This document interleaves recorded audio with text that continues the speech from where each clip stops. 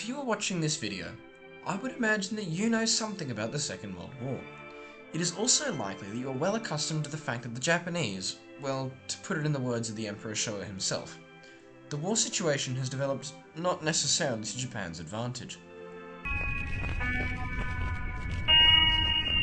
This was perhaps a slight understatement, but despite the war ending not necessarily to Japan's advantage, instrumental to the Empire's astounding victories in the opening phases of the Pacific War was the glorious Dai Nippon Teikoku Kaigan, the Imperial Japanese Navy, or IJN. Just 4 years prior to Emperor Hirohito's fateful address to the nation in 1945, the Imperial Japanese Navy was the third largest navy in the world, challenged by only the US and Royal Navies, with whom they were destined to clash. When that day came, the 7th of December 1941, as the IJN's battleships sat in home waters, awaiting what they believed would be the decisive naval battle of the war, a Battle of Tsushima 2.0. It would be the IJN's heavy cruisers which spearheaded what some describe as the Japanese blitzkrieg through Southeast Asia. Fast and heavily armed, they were technologically superior and far more innovative than their allied counterparts, and they would prove to be one of the more successful components of the IJN during the Pacific War. There were 18 of these metal beasts at the time of Pearl Harbor, yet less than 4 years later, only 2 corpses of ships remained to reflect this once mighty element of the Imperial Japanese Navy. First, a quick word about doctrine. Yes, that's right, you thought I was going to talk about a sponsor. Huh? What's that I hear? Is that the funny guy alert? The IJN's basic strategy was defensive up until 1939, with the plan being to lure the American fleet into a decisive naval battle in the Western Pacific, essentially a Battle of Tsushima 2.0. In a theoretical scenario, the IJN's heavy cruisers would partake in attritional warfare along with destroyers, aiming to whittle down the US fleet so that it would be closer to numerical parity with the IJN's fleet when the great predicted battle began. It was also anticipated that the Navy's heavy cruisers would be the IJN's principal night fighting unit.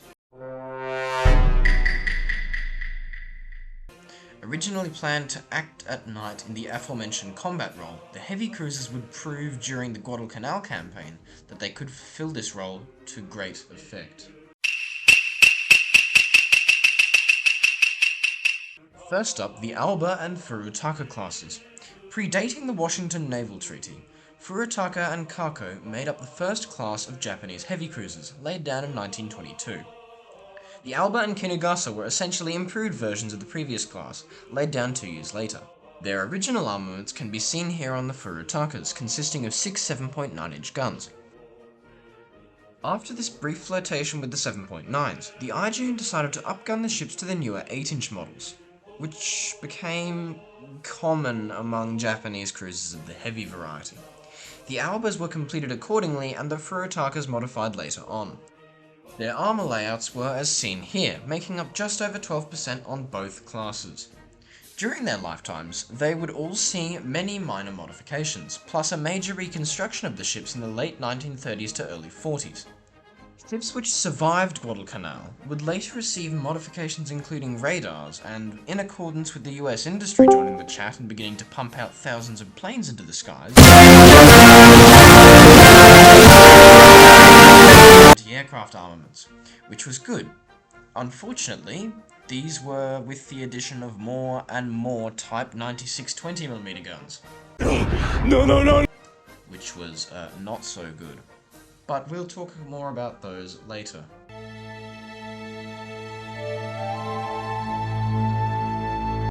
Next up, the Myoko and Takao classes. As with before, the Takaos were basically an improved version of the previous class.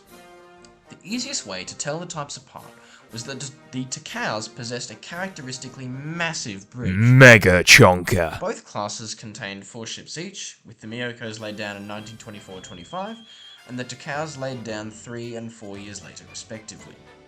Armaments of the 2 classes, like the previous 2 classes, begun with the Myokos bearing the 7.9s, and later being upgunned to the 8-inch guns, which the Takaos were constructed with.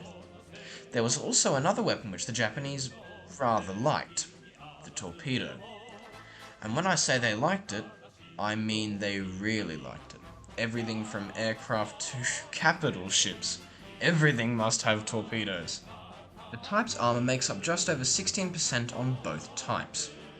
Service modifications to both classes mainly revolved around small changes, with the exception of the reconstruction of the bridges of the Takao and Atago in order to reduce top weight.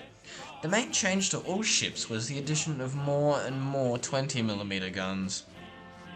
You see, the problem with the Type 98 guns were, well, there were a number of problems, but the IJN's approach to light anti-aircraft protection was definitely quantity over quality. This approach was taken to the extreme by Meyer, who was reconstructed as an anti-aircraft cruiser in 1943, with a final tally of no less than 60 20mm barrels.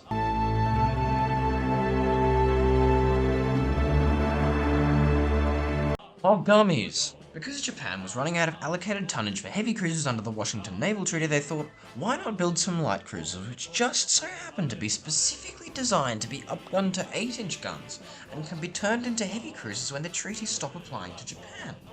And so they did. Laid down then, and whoops, a torpedo boat capsizes in a storm. And the IJN was like, maybe we need to make these cruisers a little less overweight. So they changed a bunch of stuff, and then they all lived happily ever after. Oh dear, a typhoon in 1935 damages Mogami and Mikuma, and everything is stopped. It's time to stop! So that the cruisers can be structurally modified again. When they are all finally launched, armaments looked like this in the beginning. And during 1939 and 1940, when the treaties suddenly didn't apply to the IJN, they were all upgunned to look like this. Protection was very similar to that of the Takaos. Modifications throughout the war saw the bolstering of anti-aircraft armaments of the surviving ships, as well as the addition of different radar sets. Mogami herself was the exception, receiving the most modification of any Japanese heavy cruiser of the war, being turned into an aircraft carrier cruiser. Essentially, her entire aft section was replaced with a flight deck and catapults and room for 11 seaplanes. Not exactly a fleet carrier.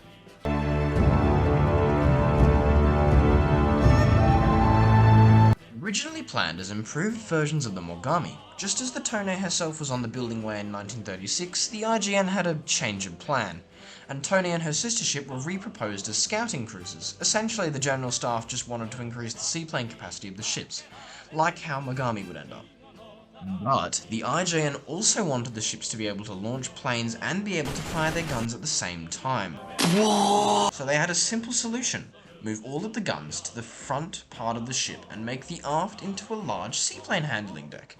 So they did. With an original treaty-restricted armament similar to the Mogami's, they would later be converted like the previous class to the, can you guess, 8-inch guns. Upon their entry to service, the ships proved surprisingly satisfactory. For their service, modifications of the two ships was also reasonably limited, mainly seeing radar sets installed and more beloved 20mm guns bolted to every spare space on the ships.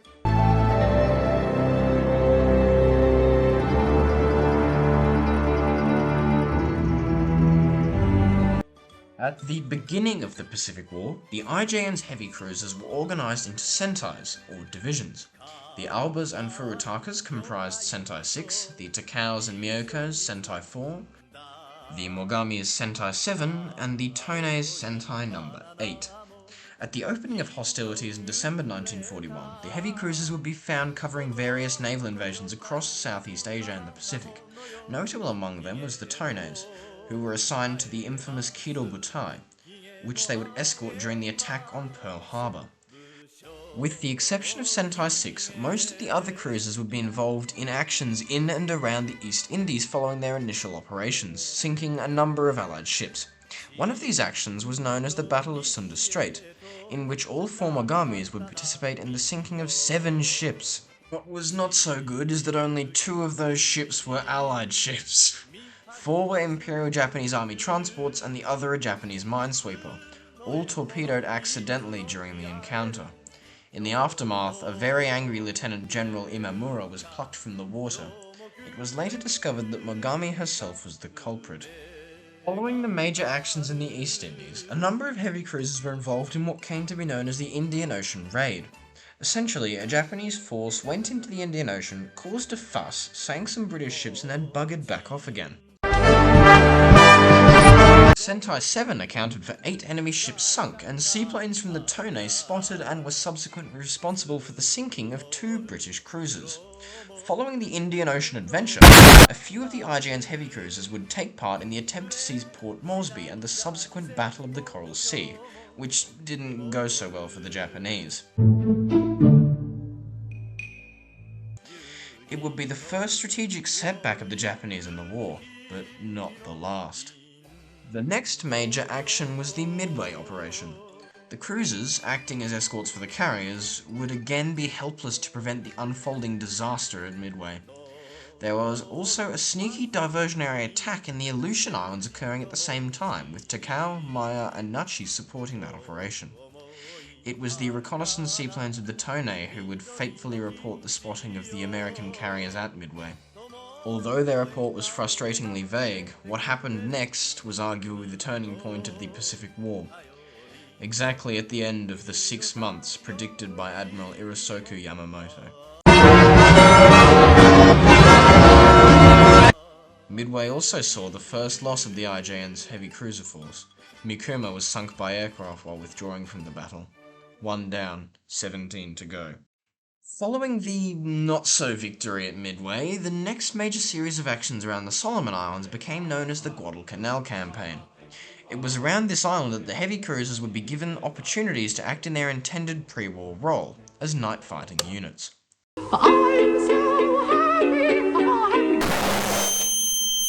It was the heavy cruisers who would form the backbone of the IJN's operations around Guadalcanal.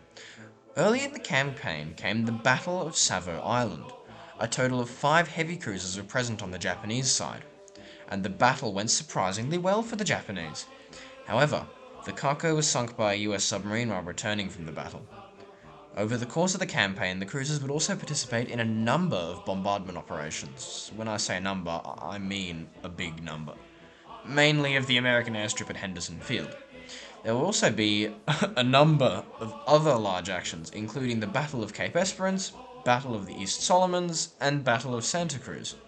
A bunch of cruisers were also caught in Rabaul preparing to counter the American invasion of Bougainville, which didn't go so well. 1943 was a relatively quiet year for the heavy cruisers, with none sunk that year. 1944, however, it was in 44 that the IJN's heavy cruisers would be effectively destroyed as a force. A number of ships were present at the Battle of the Philippine Sea, but like Midway 2 years earlier, they were powerless to affect the battle's outcome. It was the collection of battles around Leyte Gulf later that year which would mark the effective end of the IJN's heavy cruisers. It was an absolute disaster for the IJN. Myoko, Alba, Takao are all heavily damaged and forced to withdraw from the battle. Nachi, Chikuma, Chokai are all sunk by carrier aircraft. Atago, Kumano, and Maya are sunk by submarines. Mogami undergoes quite the ordeal after eventually being sunk by a destroyer escort. Very few escape, and most who do are heavily damaged. As 1945 came around, most of the heavy cruisers had been turned into floating anti-aircraft batteries throughout Japan and her remaining territories. From here, they were slowly whittled down by mainly airstrikes until only 2 remained, Tone and Takao, both in heavily damaged condition.